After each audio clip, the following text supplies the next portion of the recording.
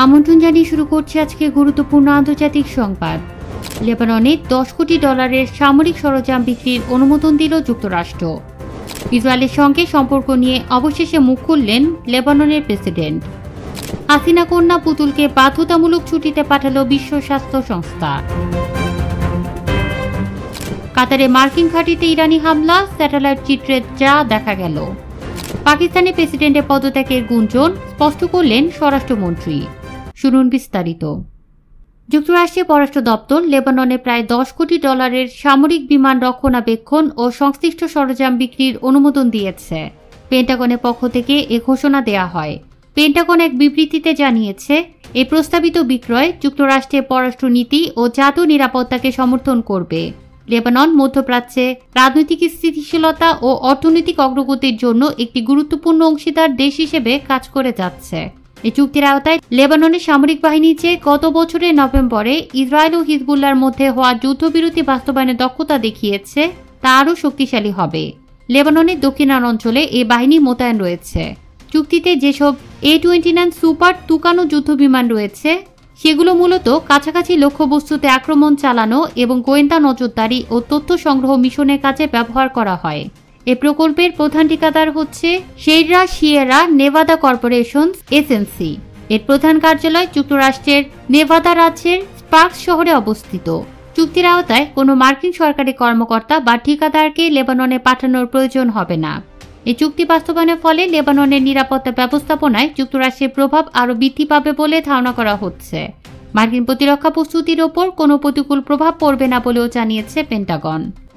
এদিকে লেবাননের president Joseph আউন জানিয়েছেন, বর্তমান সময়ে ইসরায়েলের সঙ্গে কোনো ধরনের সম্পর্ক স্বাভাবিকরণে আগ্রহী নয় লেবানন।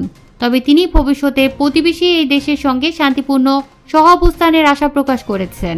এক অনুষ্ঠানে প্রেসিডেন্ট আউন বলেন, শান্তি মানে যুদ্ধের অবসান, আর এটাই এখন লেবাননের কাছে গুরুত্বপূর্ণ। কিন্তু স্বাভাবিকরণ আপাতত লেবাননের বৈদেশিক নীতির অংশ নয়। সম্প্রতি ইসরায়েলের পররাষ্ট্রমন্ত্রী গিডিওন শারের দেয়া এক বক্তব্যের প্রতিক্রিয়ায় তিনি এই মন্তব্য করেন। গিডিওন শার জানিয়েছিলেন, ইসরায়েল লেবানন ও সিরিয়ার সঙ্গে সম্পর্ক স্বাভাবিক করতে চায়। প্রেসিডেন্ট আউন আরও বলেন, দক্ষিণ লেবাননের সীমান্তবর্তী 5টি এলাকা এখনও ইসরায়েলের দখলে রয়েছে। এলাকাগুলো থেকে ইসরায়েলি সেনা প্রত্যাহারের আহ্বান জানান তিনি। তিনি বলেন, ইসরায়েলি সেনাদের উপস্থিতি লেবাননের আন্তর্জাতিক স্বীকৃত সীমান্ত পর্যন্ত সেনাবাহিনী পূর্ণ নিয়ন্ত্রণ নিশ্চিত করতে বাধা হয়ে দাঁড়িয়েছে।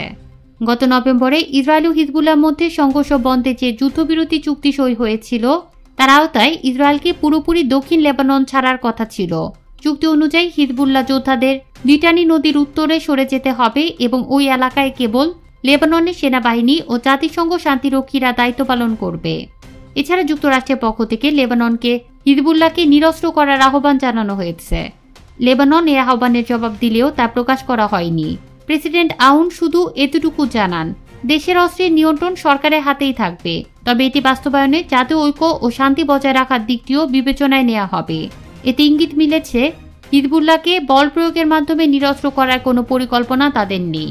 15 বছর স্থায়ী লেবাননের গৃহযুদ্ধের পর হিজবুল্লাহ একমাত্র গোষ্ঠী যারা অস্ত্র ধরে রেখেছে। তখনও দক্ষিণ লেবানন ইসরায়েলের দখলে ছিল। সম্প্রতি 1 বছরেরও বেশি সময় ধরে ইসরায়েলের সঙ্গে চলা উত্তেজনা এবং গত সেপ্টেম্বরে 2 মাসের যুদ্ধ হিজবুল্লাহ শক্তি অনেকটাই ক্ষয় করেছে। এদিকে সাবেক স্বৈরাচার প্রধানমন্ত্রী শেখ হাসিনার মেয়ে সাইমা ওয়াজেদ পুতুলকে অনির্দিষ্টকালের জন্য বাধ্যতামূলক ছুটিতে পাঠিয়েছে বিশ্ব স্বাস্থ্য সংস্থা। তিনি সংস্থাটির দক্ষিণ পূর্ব এশিয়া অফিসের একজন আঞ্চলিক পরিচালক ছিলেন। 4 মাস আগে দুর্নীতি দমন সংস্থা দুদক তার বিরুদ্ধে প্রতারণা, ক্ষমতার অপব্যবহার এবং জালিয়াতির অভিযোগ এনে 2টি মামলা করে। এর পরপরই তাকে ছুটিতে পাঠালো বিশ্ব স্বাস্থ্য সংস্থা। শুক্রবার থেকে এই ছুটি কার্যকর করা হয়। বিশ্ব স্বাস্থ্য সংস্থার মহাপরিচালক ডক্টর টেড্রোস আধানম স্টাফদের একটি ছোট ইমেল বার্তায় জানিয়েছেন, সাইমা ওয়াজেদ পুতুলকে 11 জুলাই থেকে ছুটিতে পাঠানো হয়েছে। তার জায়গায় আঞ্চলিক অফিসের দায়িত্ব পালন করবেন সংস্থার সহকারী মহাপরিচালক ডক্টর ক্যাথেরিনা বোহমি। তিনি 15 জুলাই নয়াদিল্লিতে দক্ষিণ পূর্ব এশিয়ার আঞ্চলিক অফিসের দায়িত্ব গ্রহণ করবেন। 2024 সালের জানুয়ারিতে বিশ্ব স্বাস্থ্য সংস্থার আঞ্চলিক পরিচালক হিসেবে কাজ শুরু করেন পুতুল। তবে তার এই নিয়োগ নিয়ে শুরু থেকেই বিতর্ক ছিল।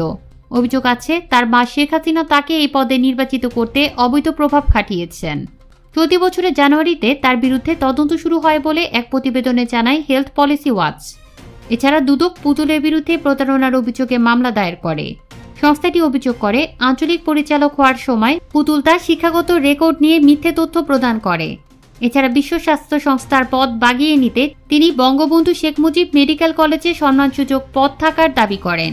এছাড়া ক্ষমতার অপব্যবহার করে নিজের সূচনা ফাউন্ডেশনের নামে $2.8 মিলিয়ন বিভিন্ন ব্যাংক থেকে হাতিয়ে নেন বলেও অভিযোগ করেছে দুদক। বাংলাদেশে মামলা হওয়ার পর আঞ্চলিক পরিচালক হিসেবে তার কার্যক্রম চালানোর ক্ষমতা হ্রাস পায়। এদিকে নতুন স্যাটেলাইট চিত্রে দেখা গেছে কাতারে অবস্থিত যুক্তরাষ্ট্রের সবচেয়ে বড় সামরিক ঘাঁটি আল উদেইদে ইরানে পাল্টা হামলায় বড় ধরনের ক্ষয়ক্ষতি হয়েছে। এই চিত্র যুক্তরাষ্ট্রের প্রেসিডেন্ট ডোনাল্ড ট্রাম্পের দাবি খণ্ডন করেছে, যেখানে তিনি বলেছিলেন যে ঘাঁটিতে কোনো ক্ষয়ক্ষতি হয়নি।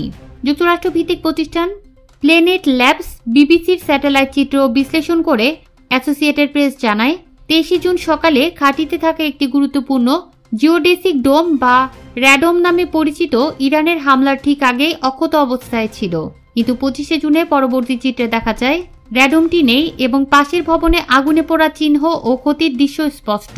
এই র্যাডোমের ভিতরে ছিল মডার্নাইজেশন এন্টারপ্রাইজ টার্মিনাল এমইটি নামের একটি অত্যাধুনিক উপগ্রহ যোগাযোগ ব্যবস্থা, যার মাধ্যমে যুক্তরাষ্ট্রের সেনা সদস্যরা সেন্ট্রাল কমান্ডের আওতায় থাকা অঞ্চল থেকে বিশ্বব্যাপী সামরিক নেতৃত্বের সঙ্গে নিরাপদভাবে তথ্য আদান প্রদান করতে পারতেন।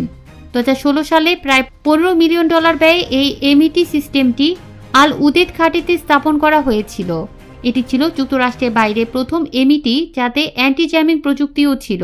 22 জুন যুক্তরাষ্ট্র ইরানের নাতানজ, ফোর্ডো এবং ইস্পাহান শহরের পারমাণবিক স্থাপনাগুলিতে একতরফা বিমান হামলা চালায়। এ জবাবে পরদিন 23 জুন ইরান আল উদেদ ঘাঁটিতে একযোগে ক্ষেপণাস্ত্র হামলা চালায়। ইরান এই অপারেশনের নাম দিয়েছে অপারেশন ট্রিডিংস অফ ভিক্টরি। ইরানি হামলার পরও ডোনাল্ড ট্রাম্প তার সোশ্যাল মিডিয়া প্ল্যাটফর্ম ট্রুথ সোশ্যালে পোস্ট দিয়ে এই হামলাকে দুর্বল বলে অভিহিত করেন এবং যুক্তরাষ্ট্র তেল আবিবের পক্ষে একতরফা অস্ত্রবিরতির ঘোষণা দেন। এখন পর্যন্ত যুক্তরাষ্ট্র বা কাতার সরকার থেকে হামলায় ঘাঁটির ক্ষয়ক্ষতি সম্পর্কে কোনো আনুষ্ঠানিক বক্তব্য আসেনি। এছাড়া মার্কিন রাজনৈতিক বিশ্লেষণধর্মী ওয়েবসাইট দি হিল তাদের এক মতামত নিবন্ধনে আল উদেদ ঘাঁটি বন্ধ করার আহ্বান জানিয়েছে। তারা বলেছে এই ঘাঁটি এখন কেবল সামরিকই নয়, রাজনৈতিক দৃষ্টিকোণ থেকেও যুক্তরাষ্ট্রের জন্য একটি বোঝা।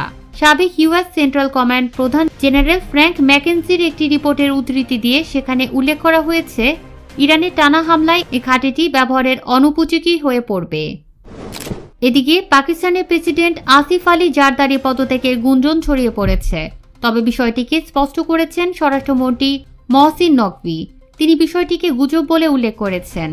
পাকিস্তানি সংবাদ মাধ্যম ডনের এক প্রতিবেদনে এ তথ্য জানানো হয়েছে। পাকিস্তানের স্বরাষ্ট্রমন্ত্রী বলেন, প্রেসিডেন্ট আসিফ আলী জারদারি পদত্যাগের গুজব ক্ষতিকর প্রচারণা। এ সময় তিনি প্রেসিডেন্টের পদত্যাগের দাবিকে প্রত্যাখ্যান করেছেন। এক্সে এক পোস্টে তিনি বলেন, প্রেসিডেন্ট আসিফ আলী জারদারি, প্রধানমন্ত্রী শেহবাজ শরীফ এবং সেনাপ্রধানের বিরুদ্ধে এই ক্ষতিকর প্রচারণার পেছনে কারা রয়েছে তা আমরা পুরোপুরি জানি।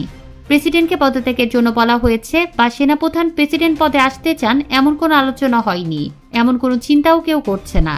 স্বরাষ্ট্রমন্ত্রী বলেন, প্রেসিডেন্টের সঙ্গে সশস্ত্র বাহিনীর নেতৃত্বের সম্পর্ক অত্যন্ত শক্তিশালী এবং সম্মানজনক। রাষ্ট্রপতি নিজেও স্পষ্ট করে বলেছেন কে গুজব ছড়াচ্ছে, কেন ছড়াচ্ছে এবং এর থেকে কারা লাভবান হতে চায় তিনি সব জানেন। নাকভি উল্লেখ করেন, সেনাবাহিনীর প্রধান ফিল্ড মার্শাল আসিম মুনিরের একমাত্র লক্ষ্য পাকিস্তানের শক্তি ও স্থিতিশীলতা নিশ্চিত করা, আর কিছুই নয়। যারা এই বিভ্রান্তিমূলক প্রচারণা চালাচ্ছেন তারা বিদেশি শত্রু শক্তির সহযোগিতায় যা খুশি করতে পারেন, কিন্তু আমরা দেশের স্বার্থে যা কিছু প্রয়োজন তাই করব ইনশাআল্লাহ। এছাড়া পিএমএলএন এর সিনেটর ইরফান সিদ্দিকী জিও নিউজের জিও পাকিস্তান অনুষ্ঠানে বলেন, প্রেসিডেন্ট জারদারি পদত্যাগ করছেন, ইমরানের ছেলেরা আসছে, নওয়াজ শরীফ আদিয়ালা যাচ্ছেন, এইসব খবর নয়, এগুলো বানানো গল্প। তিনি বলেন, প্রেসিডেন্ট জারদারি কখনো সরকারকে কোনো সমস্যা তৈরি করেননি। তিনি রাষ্ট্রপ্রধান হিসেবে তার সাংবিধানিক দায়িত্ব বুঝেন এবং তা পালন করছেন। সরকার ও সামরিক বাহিনী একাধিকবার এসব ভুয়া সংবাদ ও প্রোপাগান্ডা সম্পর্কে জনগণকে সতর্ক করেছে। সেনাবাহিনী মুখপাত্র আহমেদ শরীফ চৌধুরী সম্প্রতি এক বিবৃতিতে বলেছেন, ডিজিটাল সন্ত্রাসের বিরুদ্ধে যথেষ্ট পদক্ষেপ নেওয়া হচ্ছে না।